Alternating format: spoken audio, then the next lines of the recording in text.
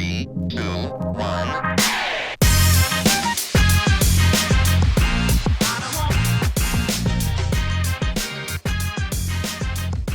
What is going on, Southwest? What is going on? Welcome back to your number one podcast for all things Southwest ISD Athletics. This is Scoreboard. I am your man, Brandon Medina, with your athletic director, Peter Wagner. How are we doing, sir? Doing great, sir. How are you doing today? I'm doing good. We have some softball and baseball to get into. We have lots of track, you said? Lots of track. And then, of course, we want to give some major respects to our incredible soccer team.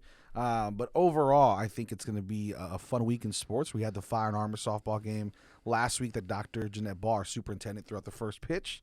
And so overall, it's been a very busy time of year. We have a lot of senior walks coming up. It was arguably a strike, depending on who was behind the plate. Oh, arguably. A little slide, little 12-6 curve. Yeah, a little bit. You know, little it just bit like depending that. on where it went across the plate. Fair enough. I mean, I would have swung. She said when she was warming up, she threw 2 out of 3 strikes. So, you know, we got a backup pitcher if we need one. I like that. Long reliever right there. There you go. There you go, closer. I don't know that softball has long relief. Listen.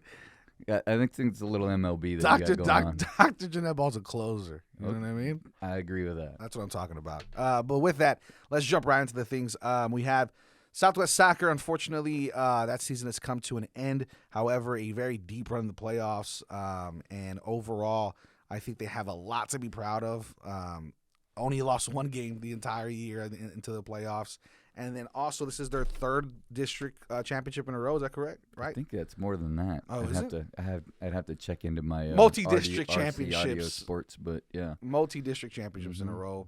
The girls, I think, have won 3 in a row. Okay, gotcha. And then I know I was reached out to and sent it to Coach Romero, who's done an incredible job with that program. But I know SAFC wants to highlight them as well, San Antonio FC. So that would be a really cool opportunity, hopefully, for students.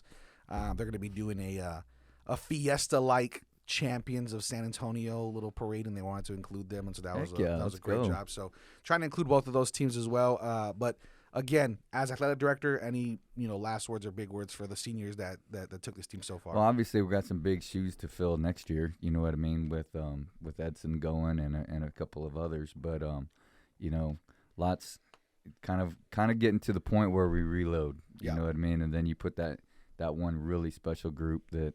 Let's see where we can take it to the next level. You know what I mean? So, high expectations, and high expectations are pretty cool. It means you're doing big things. So, look forward to.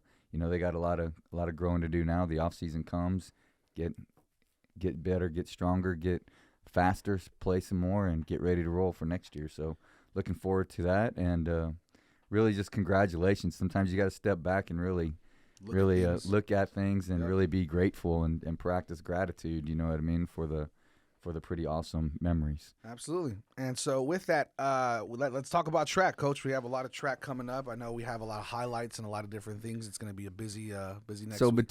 between your not getting the podcast on last week when you said you were, and then technical I like difficulties. How you fire me for 1 week and Nobody's then it firing even you. So firing anyway. So in that time, yes, we ran 2 track meets, 2 of the biggest track meets of the year, the district track meet, and then yesterday was an all-day affair, all-night affair. Started at about 9 o'clock in the morning and ended about 9 o'clock at night. Gotcha. And in the area track meet over at Heroes.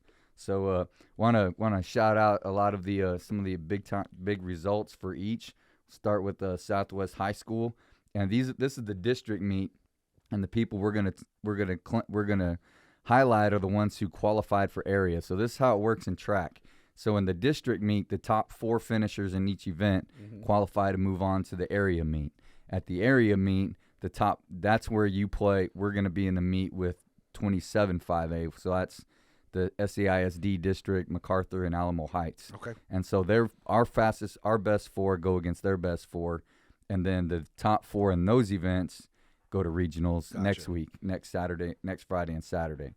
So at the district track meet, at Southwest High School, we'll start with the girls because the girls should go first. So girls, the 4x1 they got 4th, and that consisted of Natalie McGovern, Lillian Covarrubias, Rachel Ryans, and Zakia Singleton. Nice. And then the 4x2 got 2nd, and that was Deborah Alelling, Lillian, Rachel Ryans, and Zakia Singleton again.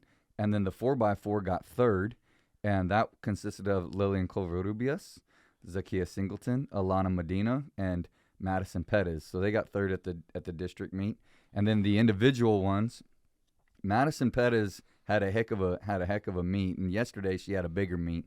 We'll talk about that in a minute, but she was the district champion in the 800 meters, and so she got first in 800. But that race was crazy between her and Alicia Galvez from Legacy. It was literally she won by I think 0.04 seconds. Ooh. For 4,000ths of a second. Wow. Is what it was on, pretty much a tie with those two. It was a great race, and then she turned around and got second in the same type of thing and got outleaned by Alicia Galvez from Legacy on this, and so she got second in the mile.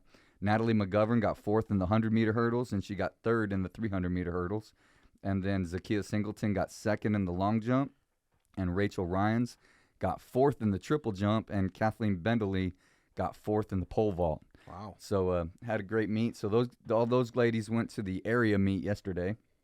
And then on the boys' side of the Southwest Dragons is the boys 4x100-meter team of Miles Moxley, Joe John Gonzalez, Tristan Quintanilla, and Z Voss got fourth. Kudos to Joe John because he also pitched about 60 pitches the day before that at the in their game against South San. And then in the 4x2 got third, and that consisted of Miles Moxley, Joe John Gonzalez, Tristan Quintanilla, and Z Voss. And so they got third. And then the 4x4, the district champion 4x4 team of Miles Moxley, Jathan Razzo, who also played in the outfield, I think it was, on Tuesday night in the game against South San. Man, these multi-sport athletes. It's awesome. That's what we're about, man. And so they got first with Z Voss in the third spot, and then Angel Quintero, who had one of the biggest nights in the city both times, and I'll talk about that in a second. They won the 4x4, and the 4x4 is like, that's the race of races in track. You know what I mean? And so they're the district champions there. And then so some big things is Angel Quintero just lost in a lean. Got second in the 100. He's running about 10.8, 10.9 in the 100. He got first in the 200. And this guy, he comes out of the blocks not real fast, but then all of a sudden that's like he's just rolling and stuff, just picks it up big time. So he got first in the 200. We got a freshman, Jeremy Stevens, got second in the 110 hurdles, and then he got third in the 300 hurdles as a freshman. Wow. That's big time. And then Ron J. Johnson got fourth in the long, and he got first in district champ in the triple jump. And then DeMichael Butler Fields got second in the triple jump. What a name. Right? DeMichael Butler Fields. Exactly. Dang. So second place in the triple. And then the star of the show was Hippolito Salazar, who got second in the shot, but he's also now the record holder in the discus and an outside shot of going to state in the discus, I think. He got first in the discus and stuff. So those are our Southwest High School qualifiers.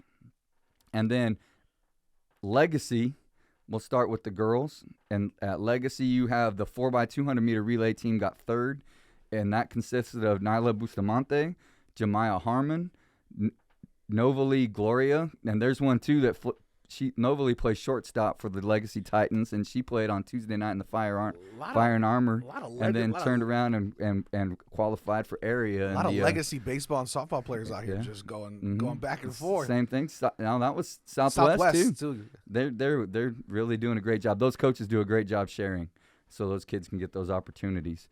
And then Tanaya Kaufman was on that 4x2 team. In the shot put, Monica Ramirez got second. Jaylene Valverde in the shot got fourth. And then in the high jump, Alicia Galvez got second. And there's more to come from Alicia, like we talked about. In the 100, Jemiah Harmon got third. And then Alicia Galvez got second in the 800, got outleaned, turned around and won the mile, outleaned Madison. So she got first in the 16, second in the 800, and second in the high jump. So high jumped and then ran a mile. Wow. Try that. Let's see you do that. No chance. And then we had in the girls 1,600 meters, Annabella Zapata got third. So check this out. So you get 4 out, right? Okay. So 3 of them from Southwest Legacy, the top 3, or 3 of the top 4 were all from Legacy. You had Annabella Zapata got third, Regina Pompa got fourth, and then and Alicia got first. So first, third, and fourth, and then second place was Madison Pettis from Southwest. Nice. So all 4 of them from Southwest in the 1,600. And then the 3,200, we had first place was Annabella Zapata, and then second place was Regina Pompa. So the girls really stood out there. And then in the boys, in the high jump, we had Giovanni Aranda, who was also a basketball player. And then you have the guy that he literally got 30 points for the team. Wow. Anthony Zapata won the 800, won the 1,600, and won the 3,200. Jeez, Anthony. He's a stud. And then and the race yesterday was, I'll talk about that in a second. But and then in the 1,600, Moses Diaz got second, and in the 3,200, Moses Diaz got third. So those are the people who went to regionals yesterday and stuff. So to area. At the area track meet. Which was when? Yesterday. Gotcha. All day yesterday. So last Wednesday was the district track meet. Right. Wednesday and Thursday. To qualify for qualify for yesterday. Gotcha. Okay. So yesterday we ran the area track meet, and those people will go. The people we'll talk about right now are the ones that are going to regionals at Heroes next week. With the possibility to go to state. With the possibility. Nice. You got to qualify in the top 2 to go to state. Gotcha. You got it. So, girls, let's stick with the Titans for right now. So, in the Titans had 3 people qualify in 4 events. So you had Moses Diaz got fourth and qualified for regionals in the 2 mile. Anthony Zapata got first. He doubled up. He got first in the 800, and then he got first in the 1,600. Now here's the thing about the Jefferson has a kid that's pretty amazing as well. Okay. And this is the first time Anthony's really been pushed, right? Sounds like it. So this was like a race. It was awesome. I've never really, the mile is the mile, right? It takes a little bit, and you're like, dum-de-dum. Yeah. These dudes are sprinting 4 laps. Wow. They're going. And so it's just these 2. Everybody else is just kind of on the track with them, and they're going. And Anthony's behind probably about 3 or 4 strides for some of the race. You get to the last part of the race, he catches up, couldn't pass on the back stretch, so he does exactly what he's supposed to do. He gets on his outside shoulder, runs with him around the curve, and then just slings off the curve and beats this dude and ends up running, I think, about a 4:18. Wow. He ran a 1 mile in 4 minutes and 18 seconds. That's ridiculous. And then before that, he won the 800, this being pushed. Is Anthony? Yeah, not being pushed in 1 minute and 53 seconds. Which means that you're next. You need to race him. No chance. Anthony's about to got that one. 100%. 100%. So you got Anthony going in the. You ran a mile in 4 minutes and 18 seconds? Yes. Add a 0 behind that 4. We'll 100% run it. Yeah. Okay. Yeah. We're gonna give you. Take our time. I'll tell you what. He'll run 4 laps. You run 1. Let's see who wins. Yeah. It's gonna get lapped around. It's like a Fast and the Furious race. It'd be like Bugs Bunny. Yes. All right. So and then finally, Alicia Galvez got second in the 800. Nice. And so she'll be going to regionals in the 800. All right, so the Dragons girls, they got Madison Pettis. Let's start with this. The mile relay that consisted of Zakia Singleton, Lillian Covarrubias, Alana Medina, and Madison Pettis. They got third in the mile relay. And then you got Madison Pettis is going in. She's the area champ in the 800. She's the area champ in the 1 mile. So Southwest won the boys 800 and won the boys mile, won the girls 800 and the girls mile. Jeez. And everything. So Southwest ISD did. And lots of representation. So, but I want you to hear what Madison did, because what Madison did is incredible. Madison's at Southwest. So Madison runs the 800, wins the 800. Okay. Runs the 1600, wins the 1600. Okay. Now, 20 minutes later, she's in the mile relay. The mile relay is sprinting a lap around. Yeah, 20 minutes later, So though? she's it's right. It's the next race. So she wins the mile, goes back, comes back out, and she's the anchor leg of the mile relay. And she takes them from, when she gets the baton, she goes from, I think she was about in 6th or 7th to 3rd. Jeez, dude. And stuff, and just beast. And was that all back to back Yes. like races? Well, 800s at the beginning of the meet, and then 1600s, and then the what? 1600s at the end is the second to last race, But and the then mile followed relay them. is Wow. right after that.